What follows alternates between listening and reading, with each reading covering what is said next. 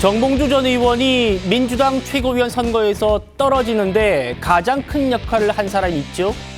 정봉주가 이재명은 대통령이 되면 안 된다고 하더라 라고 폭로했던 정의당 박원석 전 의원인데요. 드디어 입을 열었습니다. 결과적으로 정봉주 의원이 안 됐는데 예. 저는 될 거라고 생각했어요. 예. 이제 그 이른바 명파리 기자회견은 예. 어느 정도 의도된 예. 목적의식이 있는 전략적 그런 발언이었다. 기자회견이었기 예. 때문에 당연히 표 개선하지 않았겠냐. 이렇게 봤는데 실제 약간 거기에서 착오가 있었던 것 같고 예. 그리고 역풍이 생각보다 굉장히 예. 셌고 그 발언을 전달하시면서 어떤 그 결과물에 대한 비슷한 예상을 하셨습니까? 아니 그런 의도가 저는 전혀 없었고요. 사실은 제 물차리기도 한데 이재명 대표를 팔아 권력 실세 놀이를 하고 있는 이재명 파리 무리들 통합을 저해하는 당내부의 암덩어리인 명파리를 잘라내야 합니다. 약간 놀랐습니다. 저렇게까지 세게 나갈 필요가 있을까. 지난 총선 때 정봉주 의원이 박영진 공천 못 받고 떨어뜨리는 데 역할을 했잖아요. 예. 그러다 보니까 친명 쪽에서도 호응을 못 받고 예. 비명 쪽에서도 호응을 못 받고 누구한테도 호응을 못 받는 결과가 나왔고 저렇게까지 굳이 갈 필요가 없었는데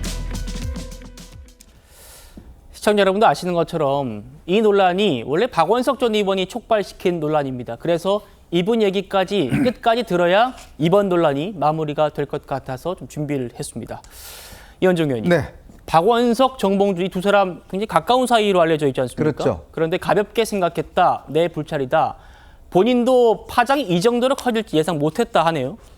저도 비슷한 생각을 했어요. 그러니까 이게 이제 박원석 의원이나 그다음에 이제 정봉주 후보나 다들 이제 오판을 낸 게 뭐냐면 지금 민주당 내에 얼마나 지금 소위 이제 개딸이라든지 이 당권파 즉 친명계라든지 이게 영향력이 강한가에 대해서 그 안에 있는 사람도 제대로 모르고 있다 이런 이제 판단을 내릴 수가 있는 거거든요. 네. 그만큼 지금 민주당 내에서는 정말 이재명 대표를 중심으로 하는 그 세력과 그다음에 이제 그 지지층들이 정말 일사불란하게 움직이고 있구나라는 것을 이번 저는 결과를 통해서 볼 수가 있었습니다. 그 한마디의 어떤 반대, 어떤 다른 목소리를 절대 허용하지 않는 이제 그러한 움직임. 사실 이게 저는 좀 이제 앞으로 연구 대상인데요. 과연 이재명 대표의 어떤 정치력 때문에 이럴까? 아니면 정말 민주당이 우리가 보이는 그 민주당 말고 실제로 그 밑에서 움직이는 어떤 이 세력이 굉장히 조직적이고 굉장히 또 활발하게 움직이고 있다라는 느낌을 지울 수가 없어요. 그러니까 그만큼 민주당이 지금 이재명 대표를 중심으로 해서 소위 이제 성남파 경기도 팀 이런 분들이 어떤 일사불란하게 조직화되고 있지 않느냐라는 네. 느낌들이고 이거를 이제 아마 박원석 의원도 모르고 정봉주 의원도 몰랐던 것 같아요. 그러니까 그건 그만큼 앞으로 이제 이 당내 어떤 상황이 그렇게 녹록지가 않다라는 걸 이번을 통해서 결국 확인할 수가 있었던 것 같습니다. 예. 정봉주 전 의원이 경기도 라인을 콕 집어서 얘기했는데 김지호 씨가 경기도 라인은 있다. 나도 내가 경기도 라인이다. 이렇게 말해서 경기도 라인이라는 건 있구나. 이건 이제 확인됐다라는 얘기가 있습니다. 정봉주 전 의원이 탈락한 뒤에 민주당 내에서는 조롱조의 발언들이 많이 나왔었죠.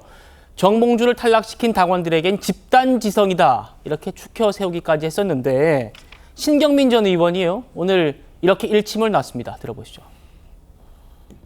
집단지성의 결과물이다. 민주당 쪽 인사들이 그런 얘기를 하는데 네.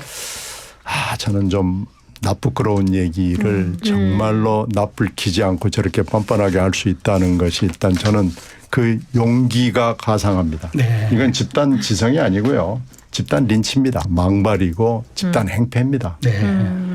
물론 정봉주 전 의원 후보가 이 전략을 쓴 것은 잘한 것 같지는 않아요. 전술 전략적으로 실패했습니다. 네. 지금까지는 계속 찬송가의 합창단의 리드싱어 중에 하나였잖아요. 네.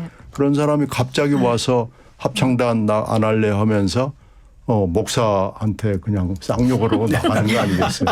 이런 변신이 이 사람들한테 별로 좋게 보이지 않고. 이거는 민주당의 전 부원장님께 반론권을 좀 드려야 될 것 같습니다. 집단 지성이 아니라 집단 린치다. 어떻게 생각하십니까? 근데 제가 이제 이번에 기자나 뭐 교수나 이런 입장이 아니라 당원들의 입장에서 전당대회에 참여해서 많은 당원들의 목소리를 들어봤습니다. 정봉주 후보가 나와서 연설할 때 어떤 당원이 이런 발언을 했습니다. 우리가 정봉주에게 배신을 당했고 정봉주가 우리의 마음에 너무나 깊은 상처를 남겼다. 저는 이런 심정이 더 강했다고 봅니다. 사실 정봉주 후보가 원외인데다가 그동안 당에서도 그렇게 주도적으로 지도부에 입성하거나 이런 활동을 오랫동안 못했습니다. 그럼에도 불구하고 많은 당원들이 초반에 지지를 해주셨던 것은 그래 이명박 정부와 싸우려고 노력했던 사람이고 한번 기회를 줘야 되는 거 아니야라는 약간의 동정심이 작용했다고 보는데 지금 정봉주 의원의 그동안의 발언을 보면 이거는 당을 잘 통합해서 정권 교체에 앞장서겠다가 아니라 마치 조금 거친 용어로 판을 깨놓겠다. 최고위원회 가서 내가 쓴소리를 해서 민심을 전달하겠다. 이렇게 말한 것이 아니라 그 뉘앙스가 마치 나 섭섭해 가서 최고위원회 가서 분란 일으킬 거야. 이렇게 많은 당원들이 받아들인 것 같습니다. 해명하는 과정에서도 조금 더 솔직하게 내가 감정적으로 격해서 이런 표현을 썼다라는 것이 아니라 마치 본인이 불의의 싸우는 전사인 것처럼 그리고 그 대상이 마치 당내에 있는 것처럼 하다 보니 많은 당원들이 저 쓴 용어에 대해서 모욕감을 느꼈다라는 말씀을 하시더라고요. 그래서 저는 이게 뭐 집단 린치라고 주장을 하신데 거꾸로 정봉주 전 의원의 저 발언을 들으면서 상처를 받고 기대했다가 돌아서 많은 당원들도 있다. 이런 말씀 드리고 싶습니다. 린치를 당한 게 정봉주가 아니라 정봉주의 말에 당원들이 마음의 상처를 입었다. 네. 이런 말씀이군요. 정 변호사님 어떻게 들리세요?